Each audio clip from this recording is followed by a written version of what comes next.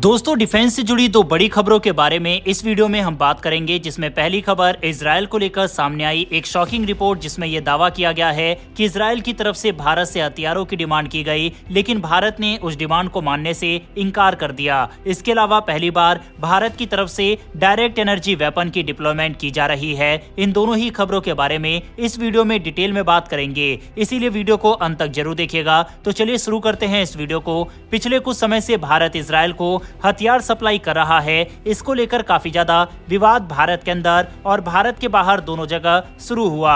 हालात ये बन गए कि कुछ बुद्धिजीवी लोग सुप्रीम कोर्ट तक पहुंच गए और वहां से ये मांग की गई कि जो भी भारतीय कंपनी इजराइल को हथियार दे रही है उनके ऊपर बैन लगाया जाए, साथ ही भारत को इजराइल की मदद करना बंद कर देना चाहिए। हालांकि उस मैटर पर तो सुप्रीम कोर्ट ने केंद्र सरकार का साथ दिया और कहा कि हम भारत की फॉरेन पॉलिसी में इंटरफेयर नहीं कर सकते, लेकिन अब द हिंदू की तरफ से एक काफी शॉकिंग रिपोर्ट पब्लिश की गई। आप स्क्रीन पर आर्टिकल देख सकते हैं। इस आर्टिकल में यह दावा किया गया है कि इजराइल ने भारत से हथियारों की डिमांड की थी, लेकिन भारत ने उस डिमांड को मानने से इनकार कर दिया था और भारत ने तटस्थ नीति अपनाई। इस रिपोर्ट में बताया गया है कि जब इजराइल ने गाजा पर हमला शुरू किया था, उस समय इजराइल को भारी मात्रा में गोला बारूद की जरूरत थी, खासकर 155 mm और 105 mm के तोपों के गोले।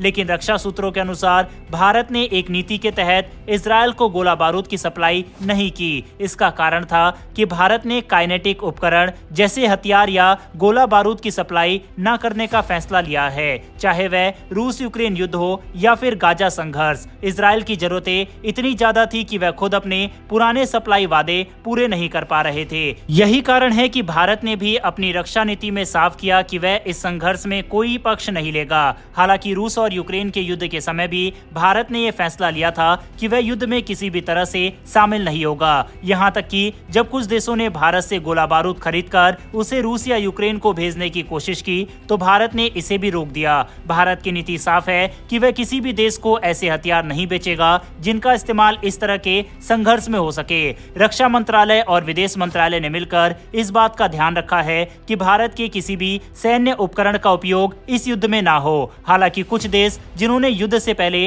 भारत से सामान खरीदा था, वह इसे यूक्रेन भेज चुके हैं, लेकिन इस पर अब कुछ किया नहीं जा सकता। भारत की इस तटस्थ नीति ने यह भी दिखाया है कि हम अपने अंतर्राष्ट्रीय कर्तव्यों के प्रति पूरी तरह से प्रतिबद्ध है। हमारी हर रक्षा निर्यात नीति में पूरी जांच पड़ताल के बाद ही कोई फैसला लिया जाता है। अब दोस्तों, द हिंदू की तरफ से पेश की गई ये रिपोर्ट अगर सच है और इजराइल ने भारत से हथियारों की डिमांड की और भारत ने उस डिमांड को नहीं माना, तो ये बेहद ज्यादा दुखद है, क्योंकि इजराइल ने भारत का करगिल से लेकर चीन और भारत के बीच हुए तनाव के बीच में भी अपने हथियारों की सप्लाई भारत को की थी। और जब इजराइल को भारतीय हथियारों की जरूरत थी, तो भारत ने ऐसा नहीं किया था। हालांकि ये रिपोर्ट कितनी सच है कितनी नहीं, ये हम नहीं बता सकते, क्योंकि इजरायली मीडिया और इजरायली जर्नलिस्ट की तरफ से ये बड़े क्लेम किए गए हैं कि भारत ने हमें हथियार भेजे हैं। रेफरेंस के लिए आप हानिया नफ्ताली, जो इजरायली जर्नलिस्ट है और प्रधानमंत्री बेंजामिन नेतन्याहू के काफी करीबी है, उनका पोस्ट स्क्रीन पर देख सकते हैं, जिसमें उन्होंने भारत का धन्यवाद कहा।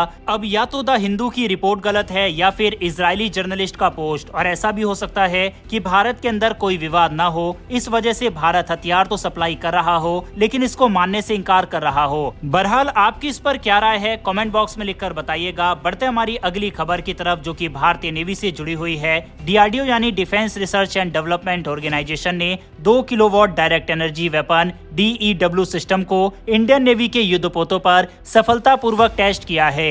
यह एक बड़ी उपलब्धि है और इससे नौसेना के युद्धपोतों पर और भी शक्तिशाली डायरेक्ट एनर्जी वेपन सिस्टम को शामिल करने का रास्ता साफ हो गया है। डीआरडीओ का अगला लक्ष्य है 100 किलोवाट का डायरेक्ट एनर्जी वेपन सिस्टम तैयार करना, जो कई तरह के खतरों को पहचान कर उन्हें खत्म कर सके। इस सिस्टम की खासियत ये होगी कि ये छोटे मोटार्स, रॉकेट से लेकर ड्रोन्स तक को आसानी से नष्ट कर सकेगा।